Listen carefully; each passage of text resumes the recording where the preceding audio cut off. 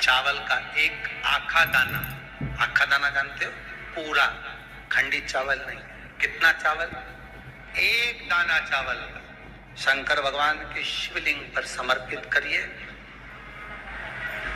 एक बेलपत्र जिसका डंडी का मुख अपनी ओर हो, जहां से चावल चढ़ाया है, उस चावल के ऊपर अपनी कामना कर रख दीजिए और चंद्रमौली भगवान का स्मरण करिए। कौन से भगवान? शंकर भगवान का सर्वश्रेष्ठ सुंदर नाम है चंद्रमौली। चंद्रमौली भगवान का स्मरण करिए, अपनी कामना कर बेलपत्र समर्पित कर शिव जी पर एक लोटा पानी, एक जल पात्र समर्पित करो, कलश से जल चढ़ा दीजिए, नयनों में वो जल लगाकर अपनी कामना कर वापस घर को आइए। अगली शरद पूर्णिमा आएगी, जो कामना करी है मेरा चंद्रमौली भोलेनाथ उसे पूर्ण करेगी। शिव उपासना के लिए जितनी 12 महीने में पूर्णिमा पड़ती है, एक एक पूर्णिमा का व्याख्यान वर्णन करेंगे। आज तो कथा का महत्तम दिवस है, पहला दिवस है, तो हम उसको महत्व समझें कि पूर्णिमा का महत्व क्या है, हम उसका महत्व समझें कि शंकर और चंद्र का रिश्ता क्या है, संबंध क्या है।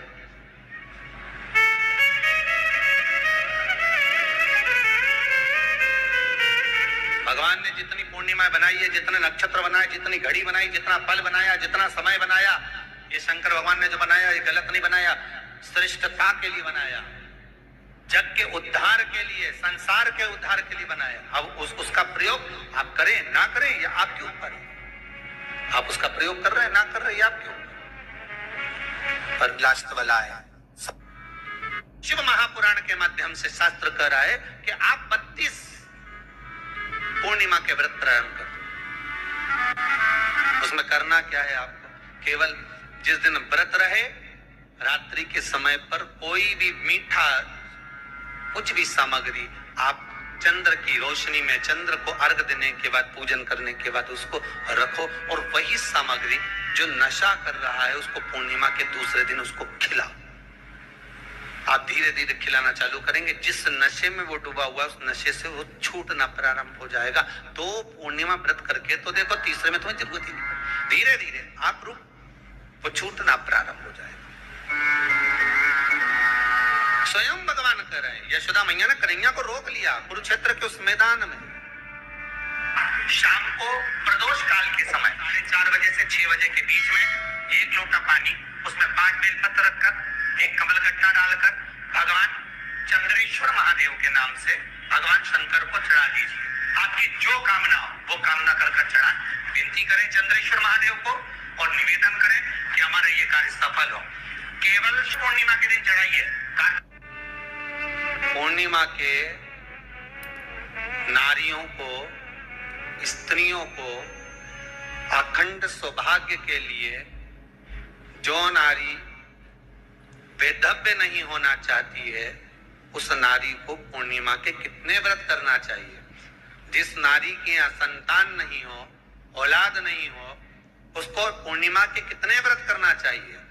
जिस नारी का पुत्र, पति बहुत बीमारी से ग्रसित हो, लग रहा हो कि ये मेरा बेटा बहुत बड़ी बीमारी में घिरा हुआ है, तो नारी को कितने व्रत करना चाहिए। स्वयं भगवान कृष्ण ने माता यशोदा को द्वापर में भी बताया है कि पूर्णिमा के 32 व्रत होते हैं। कितने व्रत होते हैं?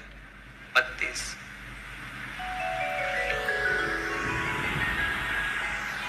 पीपल का एक पत्ता, उस पत्ते पर थोड़ा सा चावल, थोड़ा सा चावल,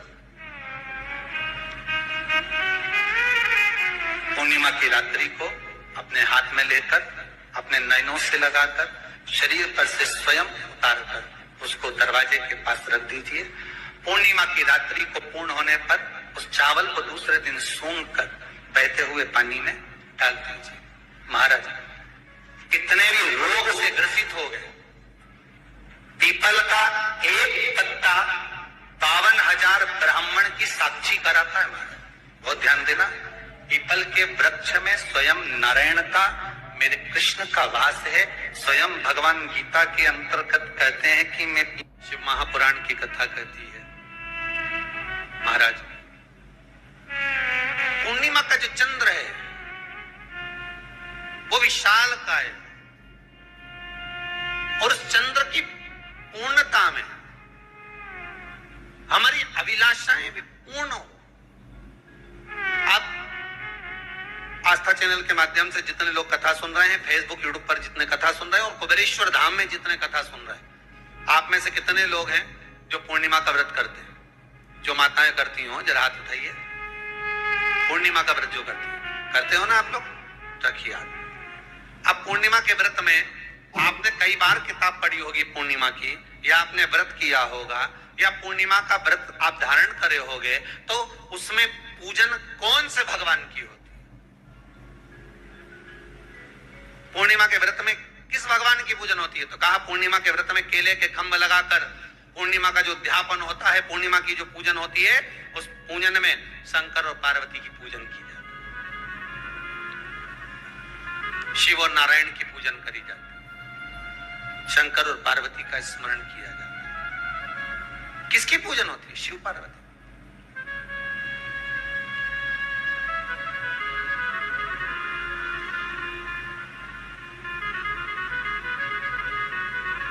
क्यों शंकर और पार्वती का पूजन क्यों करा जाता है पूर्णिमा के व्रत में? क्योंकि शिव और माता पार्वती ही केवल एक ऐसे हैं जिन्होंने अपूर्ण लक्ष्मी को भी पूर्ण बना दिया था। किसको पूर्ण बनाया है? लक्ष्मी। पूर्णिमा के दिन अगर आप शंकर भगवान को एक लोटा पानी अगर शिव को समर्पित कर रहे हो, श्वेत पुष्प को रखकर शंकर जी के ऊपर सफेद फूल को चढ़ाकर अगर एक लोटा जल भी, एक पात्र जल भी शंकर को समर्पित कर रहे हो, तो ये लक्ष्मी के लिए ही तो कर रहे हो। और कौन सी लक्ष्मी? पूर्ण लक्ष्मी। पूर्ण लक्ष्मी। आपको पहले भी कथा में कहा, एक बार भगवान विष्णु के सामने लक्ष्मी मैया ने बहुत तेज स्वर में कह दिया था, नारायण, दुनिया के लोग आपका नाम जपते हैं, दुनिया के लोग नारायण नारायण कहते हैं, दुनिया के लोग आपका भजन करते हैं, पर सत्य मायने में कहूं ना तो मेरे बिना दुनिया के लोगों की नहीं चल सकती। मेरे बिना दुनिया नहीं चल सकती, संसार मेरे बिना नहीं चल सकता। भगवान विष्णु ने कहा, ये तो गलत है लक्ष्मी आपका कहना। एक दिन लक्ष्मी को अहंकार आ गया। अहंकार के संबोधन जब माता लक्ष्मी करने लगी तो भगवान उसी समय पर भगवान विष्णु को क्रोध आ गया और भगवान विष्णु ने कह दिया, लक्ष्मी तो इतनी बड़ी बड़ी बात कहती है कि तेरे बिना नहीं रह सकती संसार। मैं तुझे कहता हूं लक्ष्मी, तू अपूर्ण है। तू अपूर्ण है तो पूर्ण कब हो गई?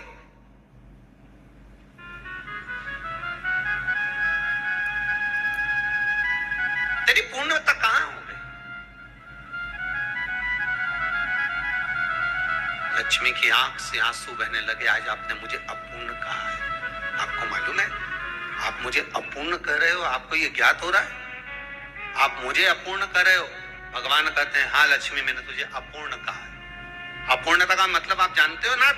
भगवान कहते हैं, लक्ष्मी मैं सब जानता हूं। लक्ष्मी रोती हुई माता सरस्वती के पास पहुंच गई। सरस्वती ने पूछा, क्या बात है लक्ष्मी, क्यों रो रही हो? लक्ष्मी जी ने कहा, क्या बताऊं सखी, मेरे पति ने आज मुझे अपूर्ण कह दिया है। तो क्यों रो रही है तू? अपूर्ण अगर कह दिया, पति ने ही तो कहा है ना, तो क्यों रोना? चल मेरे साथ। और सरस्वती मैया माता लक्ष्मी को लेकर सीधे पहुंच गई माता पार्वती। माता पार्वती के यहाँ जब पहुंची, माता पार्वती ने लक्ष्मी जी को देखा और सरस्वती को देखा तो पूछा कि बात क्या है, क्या हो गया ऐसा, क्या हुआ, क्या है ऐसा जो तुम दोनों आज मेरे पास में आई? क्या हुआ? पार्वती जी कुछ बोलती, शिव जी का ध्यान माता सरस्वती की ओर और लक्ष्मी की ओर गया और भगवान शंकर जान गए कि आज भगवान नारायण ने लक्ष्मी जी को अपूर्ण कहा है। अब देखें माता पार्वती क्या कर सकती है, इसको पूर्ण बनाने के लिए करेगी क्या? क्या हुआ? माता सरस्वती जी बोली, लक्ष्मी को अपूर्ण कर दिया। अपूर्ण कर दिया? हाँ, तो क्या सोचना उसके लिए, इसको मैं अभी पूर्ण बना देती हूं। माता जगत जननी पार्वती ने गोदी में विराजमान गणेश जी को उठाया और उठाकर लक्ष्मी जी की गोद में दे दिया। ले लक्ष्मी, आज से तू पूर्ण हो गई। लक्ष्मी, आज से तू पूर्ण है। गोदी में जब तक संतान नहीं है तो नारी को लोग अपूर्ण समझते हैं। पर माता पार्वती जी ने संपूर्ण ब्रह्मांड में एक सिद्धता प्रदान कर दी कि अपने गोदी के लाल को, अपने गोदी के पुत्र को माता ने लक्ष्मी की गोद में देकर लक्ष्मी को पूर्ण बना दिया। वो दिन कौन सा था? पूर्णिमा का दिन था।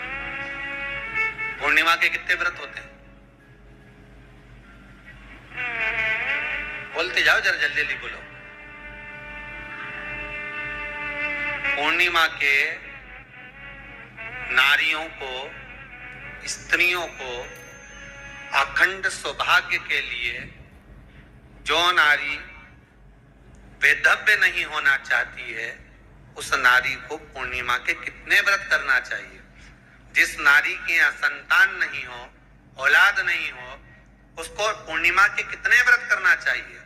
जिस नारी का पुत्र, पति बहुत बीमारी से ग्रसित हो, लग रहा हो कि ये मेरा बेटा बहुत बड़ी बीमारी में घिरा हुआ है, तो नारी को कितने व्रत करना चाहिए? स्वयं